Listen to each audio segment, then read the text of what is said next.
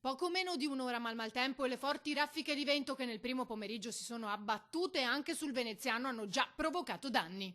A Spinea è stata colpita soprattutto la zona di Villaggio dei Fiori. Un grosso arbusto, forse secolare, è caduto sopra alcune auto parcheggiate lungo la strada, circa una decina, distruggendole, come si vede in queste immagini girate da alcuni cittadini che hanno assistito alla scena.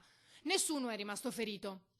Meno grave la situazione a Mestre, dove un albero è caduto trasversalmente in via Einaudi, anche questa volta contro un'auto, altri a Zelarino. Numerosi gli interventi dei vigili del fuoco, allertati soprattutto dalla terraferma, da dove sono partite le richieste di soccorso.